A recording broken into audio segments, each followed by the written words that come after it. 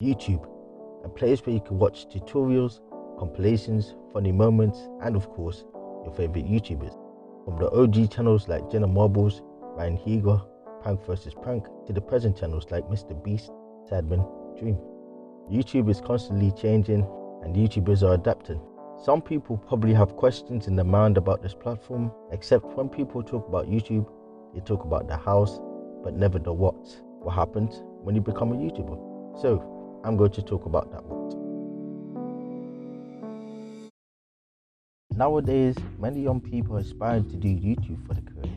However, in a realistic point of view, YouTube is not something everyone should strive for, since it's way more than just uploading videos and enjoying life. Despite that, they'll still consider pursuing YouTube as a career, mainly due to the fact of inspiration. It could be by watching their favorite YouTubers make entertaining content or YouTubers living rich and exciting lifestyles, which results to viewers wanting to follow the footsteps of the lifestyle. And who wouldn't want to live like that? Now compare that lifestyle to an office worker.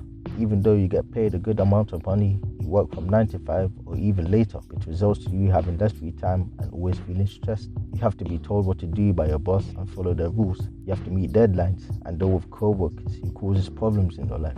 Sometimes the boss even shows favoritism to certain co-workers. All of these things that I mentioned are what young people hate. So why would they go for a job based on these things when they can go for a job that is the complete opposite? And where do they mainly find that type of job? Well, yeah, entrepreneurship, but YouTube of course, which is why over 50% out of 1,000 children and teenagers would want to be a YouTuber or vlogger when they grow up. And that's not surprising since every young person watches YouTube daily. But what makes a YouTuber's life difficult is that you will not be taken seriously by anyone who doesn't understand YouTube, especially by mainstream media. Everything you do in the mainstream world wouldn't be taken seriously because of this YouTubers are not talented mindset. Even if you become a successful musician, actor or boxer, many would just say that they became successful because of their fan base. And that's partially true, but that doesn't mean that they don't deserve the credit for the hard work they've put in. KSI, Jake and Logan Paul, DDG, Queen Naja, and there's many more you know. All these people had broken through that stereotype and have become successful in their respective areas. And if you still think that YouTubers are successful because of their fan base, then it's only fair that we use the same concept for Justin Bieber, Ariana Grande, and many other celebrities, since they also had a fan base before becoming mainstream. It may be a bold claim, but I for sure believe that it's actually easier for a big YouTuber to go mainstream than a celebrity to be successful on YouTube. There may be A-listers in the mainstream world, but on YouTube there are D-listers because of one thing they don't have, and that is relatability. That's what causes them to fail. They're not able to connect with their fan base on a personal level because they don't understand the life of a fan. So for them, talking to a camera will be unusual. It's true that they're bound to have more subscribers than most YouTubers, but that's only because of who they are. A celebrity, like Kylie Jenner for example, 11 million subscribers and over 100 million views, and that's great. But when you look at her vlogs, can you really be able to relate with her compared to someone like Casey Neistat? This is because they've been living this rich lifestyle for years to the point that they don't know how life was like at our perspective. And yes, that could apply to YouTubers too, as there are some YouTubers who act the same or even worse.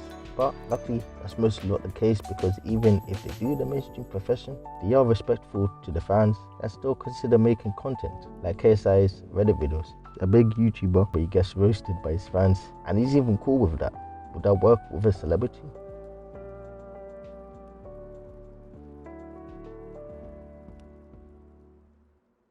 Once you become well known, then forget about having a private life. What's even worse is that YouTubers don't have security to protect them. So you see videos of people being disruptive or disrespectful to YouTubers in the public, or even in some cases entering into their houses, like how fans of David Dobrik broke into his. But my main concern are the parents. Are they cool with this? And my answer for that would be yes, since they probably drove them there in the first place. Fans think they can do whatever they want just because you know these YouTubers. But think to yourself, do they know you? YouTubers also don't just have a private life outside of YouTube, but also on social media. Everything you say or do will be monitored by fans and haters. Even if you made a tweet or a video years ago, one mistake and they are finished, which results to a cancelling, like Jenna Marbles sadly. No one, and by that I mean no one who's famous, is safe from this culture of cancelling, except normal self-righteous people who think that every YouTuber owns them something because they made them famous, which is a lie. If you've made them famous, then please tell me how you made them famous. By just pressing the subscribe button?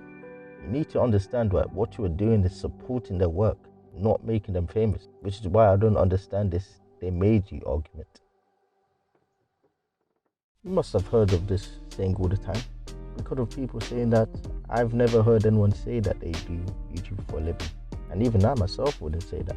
Yet, I believe that nothing is a job if you actually enjoy or is passionate about it. If you are passionate about teaching and supporting students, then is being a teacher a job to you?